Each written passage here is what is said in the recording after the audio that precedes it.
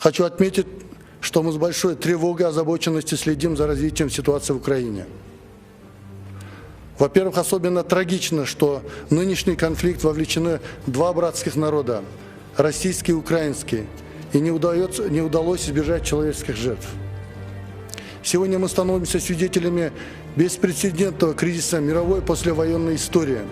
Мир стоит на грани начала катастрофы, после которой нет гарантии, что наша цивилизация сможет оправиться. Поддержку тем приоритетам, которые были изложены в недавнем обращении президента Жапарова по случаю вступления в функции председательства.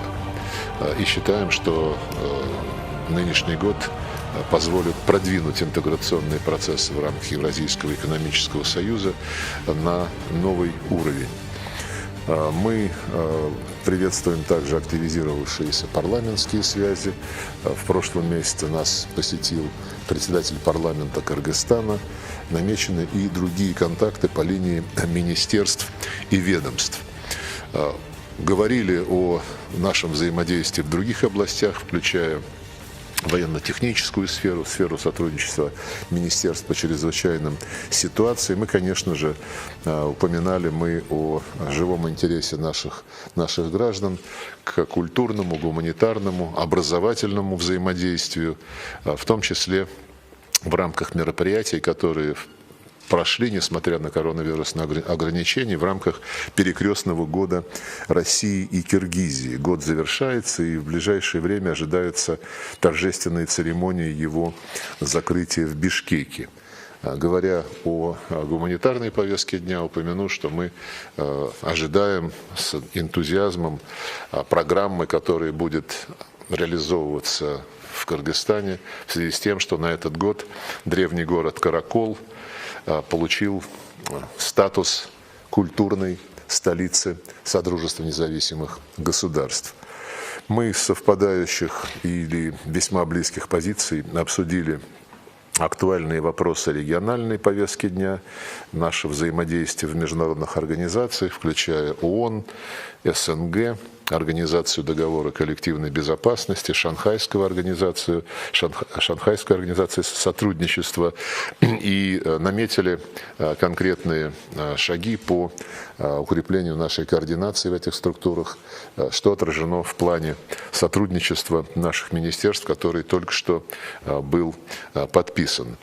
Большое внимание мы уделили вопросам укрепления безопасности и стабильности в Центральной Азии, особенно в контексте тех последствий, которые до сих пор наблюдаются в этом регионе после спешного ухода Соединенных Штатов и их союзников из Афганистана, и в контексте того опыта, который был приобретен и нашими странами, и ОДКБ как организацией в связи с событиями в Казахстане в январе этого года, когда по просьбе президента Казахстана все члены ОДКБ оперативно согласовали направление миротворческого контингента для того, чтобы помочь стабилизировать ситуацию и ликвидировать угрозы, вызванные попытками террористического нападения на эту страну. Это, кстати сказать, лишний повод продолжать укреплять наше взаимодействие в рамках ОДКБ, повышать также эффективность Шанхайской организации сотрудничества в противодействии новым вызовам и угрозам. Мы, как вы видели, подписали совместное заявление по итогам переговоров и сошлись во мнении, что ее выполнение, что выполнение нашей программы межвидовского сотрудничества будет способствовать дальнейшему уплотнению нашей внешнеполитической координации. Хочу также отметить, что в России приветствовали стабилизацию внутриполитической ситуации в Кыргызской республике, включая успешное проведение конституционной реформы, утверждению президентской формы правления, осуществлению недавно парламентских выборов и формированию исполнительных органов власти. Я убежден, что стабильный Кыргызстан вместе с нами, вместе с другими союзниками в этом регионе будет продвигать позитивную повестку дня, которая позволит всем странам, всем народам, расположенным здесь, ощутить позитивные перемены. Спасибо.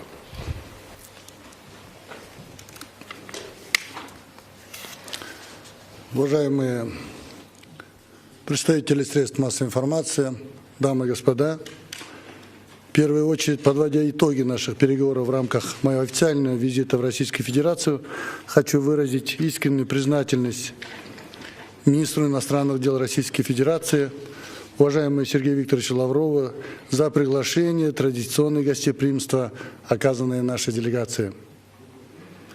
Российская Федерация является нашим стратегическим партнером и союзником. Как Сергей Викторович отметил, этот год является юбилейным для кыргызско-российских отношений.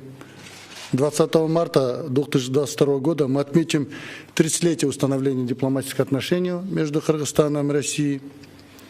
За этот период проделана огромная работа по развитию кыргызско-российских межгосударственных взаимоотношений, основанных на прочной договорно-правовой базе, насчитывающей порядка 380 договоров, соглашений и иных документов. Стержневым документом между Кыргызской Республикой и Российской Федерацией является договор о дружбе, сотрудничестве и взаимной помощи от 1992 года, Декларация об укреплении союзничества и стратегического партнерства от 2017 года. Они служат прочным фундаментом и определяют истинный характер наших межгосударственных отношений. Несомненно, кыргызско-российские отношения определяются не только географической близостью, но и культурными, историческими и традиционными дружественными связями. В ходе переговоров мы с удовлетворением отметили высокий уровень политического диалога, динамику двусторонних контактов на высшем и высоком уровнях. Важным механизмом двустороннего сотрудничества остается Кыргызско-российская межправкомиссия по торгово-экономическому, научно-техническому и гуманитарному сотрудничеству. В этом плане считаем важным проведение в ближайшее время ее очередного заседания.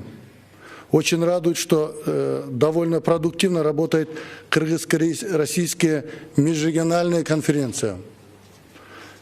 Как известно, 2022-2021 годы оказались для всех нас очень сложными в связи с наступлением COVID-19. Несмотря на непростые условия, мы сохранили, а в некоторых направлениях даже усилили наши торговые взаимоотношения.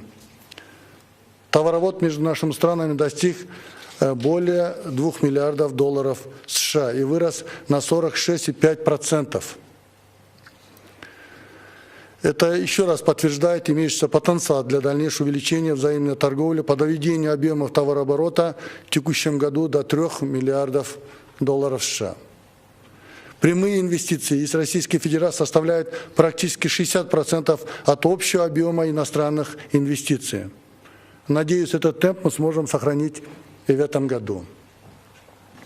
Хотел бы с признательством подчеркнуть, что Кыргызская Республика высоко ценит оказываемую со стороны Российской Федерации постоянную финансовую, техническую, гуманитарную помощь. Особо хотел бы отметить наше взаимодействие в рамках евразийской интеграции по развитию сотрудничества экономической и гуманитарно-образовательной сфер.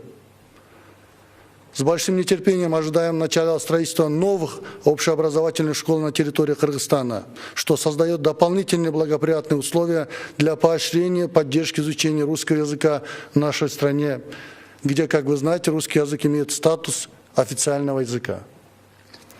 Мы сегодня также высоко оценили уровень культурно-гуманитарного сотрудничества между нашими странами. В этом направлении мы активно взаимодействуем, накоплен большой опыт и совместно реализовываем комплексную межгосударственную программу сотрудничества в этом направлении.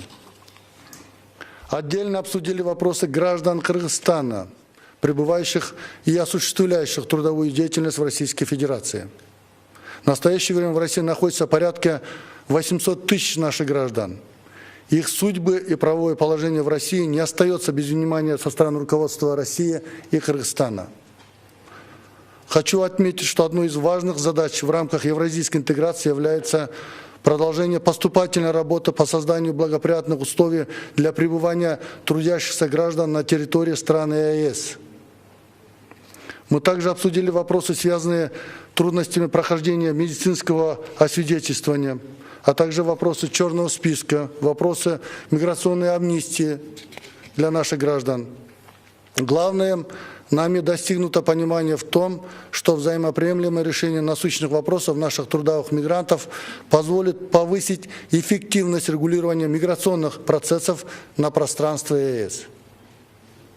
Считаю, что поддерживаемое активное взаимодействие между внешнеполитическими ведомствами двух стран безусловно способствует продвижению и решению актуальных вопросов, в том числе по вопросам международной повестки дня. Сегодня мы на уровне глав внешнеполитических ведомств приняли совместное заявление по случаю 30-летия нашего сотрудничества, а также утвердили программу сотрудничества на очередной трехлетний период. Важным итогом сегодняшних переговоров стало проявление единства мнения о необходимости дальнейшего углубления и развития наших отношений во всех областях и направлениях. Хочу отметить, что у нас много наработок и планов для содержательной работы, которые отвечают интересам двух стран. Мы убеждены, что наше взаимное сотрудничество будет и в дальнейшем укрепляться и расширяться в духе стратегического партнерства и союзничества. Уважаемые представители средств массовой информации, считаю важным отметить, что сегодня мы обстоятельно обсудили вопросы многостороннего сотрудничества. С удовлетворением отметили традиционно тесное взаимодействие наших стран в рамках международных и региональных организаций, как ООН, ОБСЕ, СНГ, ОДКБ, ШОС, ЕАЭС и так далее, где по многим ключевым вопросам международной политики мы активно взаимодействуем друг с другом. Мы подчеркнули важность продолжения совместных усилий к углублению взаимного сотрудничества и в рамках указанных международных региональных организаций. Особой актуальностью выделяется наше взаимодействие в рамках ЕС. С 1 января 2022 года председательство ЕС перешло к Кыргызской республике. В рамках председательства мы приложим все усилия для дальнейшего углубления интеграционных процессов и достижения целей Союза. Хотел бы информировать, что в мае текущего года в Кыргызской республике наряду с мероприятиями государств-членов ЕС на высшем уровне состоится Евразийский экономический форум. В подобном обновленном формате с участием глав государств форум пройдет впервые на пространстве ЕС. Надеюсь на активное участие в данном мероприятии представителей всех государств-членов, в том числе Российской Федерации. Уважаемые представители средств массовой информации, дамы и господа, хочу отметить, что мы с большой тревогой и озабоченностью следим за развитием ситуации в Украине. Во-первых, особенно трагично, что в нынешний конфликт вовлечены два братских народа – российский и украинский, и не удалось избежать человеческих жертв. Сегодня мы становимся свидетелями беспрецедентного кризиса мировой послевоенной истории. Мир стоит на грани начала катастрофы, после которой нет гарантии, что наша цивилизация сможет оправиться. Ни в коем случае нельзя подталкивать стороны к продолжению конфликта. Нельзя допускать дальнейшие жертвы, прежде всего среди мирного населения. И разрушение нельзя допустить перерастания ситуации в глобальное противостояние стран и народов. Мы всегда выступаем за мир. Кыргызская республика искренне считала важность соблюдения Минских договоренностей, получивших поддержку Совета Безопасности Организации Объединенных Наций. К сожалению, разнотолкование и невыполнение привело к нынешней непростой ситуации. Придавая важность вопросам обеспечения устойчивой безопасности и стабильности в мире, Кыргызская республика разделяет озабоченность в сфере безопасности и необходимость обеспечения гарантий безопасности для всех стран. Мы остаемся приверженными принципу неделимости безопасности, закрепленному в Стамбульском документе 1999 года Организации по безопасности и сотрудничеству в Европе. Мы исходим из того, что любой конфликт необходимо разрешать исключительно политико-дипломатическими средствами. Всем заинтересованным сторонам необходимо искать любые возможности для урегулирования ситуации, в том числе путем создания новых форматов и механизмов, если существующие перестали работать. Жертвами этого конфликта являются и Украина, и Россия. Исходя из этого понимания, Кыргызская республика призывает стороны к достижению договоренности об установлении мира. Кыргызстан искренне приветствует начало переговоров между представителями России и Украины, а также поддерживает любые посреднические усилия в этом направлении. и при необходимости выражает готовность предоставить площадку и оказать необходимое содействие, чтобы установился мир и взаимопонимание. У Бишкека имеется свой положительный опыт посредничества. В 1994 году в Бишкеке был подписан протокол о прекращении огня между Арменией и Азербайджаном на Горном Карабахе. А именно в Бишкеке в 1997 году официальные власти Таджикистана и объединенная таджикская оппозиция подписали протокол о политических вопросах. Уважаемые представители средств массовой информации, уважаемые дамы и господа, в завершение хочу еще раз выразить сердечную признательность своему коллеге, другу, уважаемому Сергею Викторовичу Лаврову, всем российским друзьям за теплый прием и гостеприимство, оказываемые нашей делегации. Пользуясь случаем, приглашаю вас, уважаемый дорогой Сергей Викторович, посетить с визитом Кыргызстан в любое для вас удобное время. Спасибо за внимание.